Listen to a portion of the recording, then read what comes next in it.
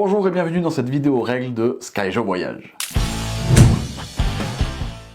Avant toute chose, sachez que si vous connaissez déjà les règles du Skyjo de base, eh bien vous ne serez pas perdu car elles sont similaires avec le Skyjo Voyage. Skyjo Voyage est une version plus petite et plus compacte de Skyjo, jouable de 2 à 4 joueurs de 8 ans et plus pour des parties d'environ 10 minutes. Dans cette version, vous allez retrouver des cartes plus petites et en moins grand nombre pour pouvoir jouer partout, que ce soit dans le train, dans la voiture et même dans l'avion.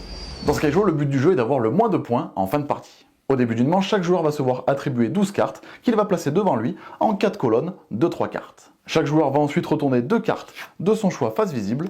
Le joueur avec le plus grand score commencera la manche. Le reste des cartes formera la pioche face cachée et on va retourner une première carte face visible qui formera la défausse. Vous êtes maintenant prêt à jouer. À votre tour, 2 possibilités. Vous allez pouvoir prendre la première carte de la défausse et l'ajouter directement à votre jeu et la remplacer par une de vos cartes face cachée ou face visible. Ou alors vous allez pouvoir également prendre la première carte de la pioche.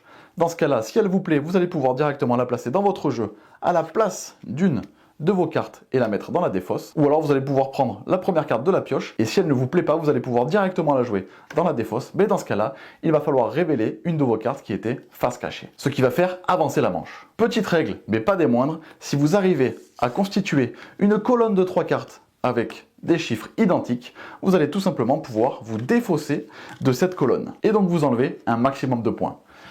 Bien joué. Dès qu'une personne a retourné la totalité de ses cartes, les autres joueurs vont pouvoir jouer un dernier tour et cela signe la fin de la manche en cours. Chaque joueur va alors révéler toutes ses cartes qu'il avait encore face cachée et on va ensuite additionner nos points. Toutefois attention car la personne qui a mis fin à la manche, qui a révélé toutes ses cartes en premier, si elle n'a pas le moins de points dans cette manche, elle va devoir doubler son score, sauf si celui-ci est négatif. Bien entendu. Ne soyez donc pas trop rapide, analysez bien le jeu de vos adversaires, sinon ça va pouvoir vous coûter très cher. Une fois que chaque joueur a compté ses points, vous prenez note de chaque score et on redémarre une nouvelle manche. La partie se termine dès qu'un joueur atteint ou dépasse les 100 points. Dans ce cas-là, le joueur avec le plus petit score remporte la partie. Maintenant, il ne vous reste plus qu'à jouer. Bon voyage et amusez-vous bien.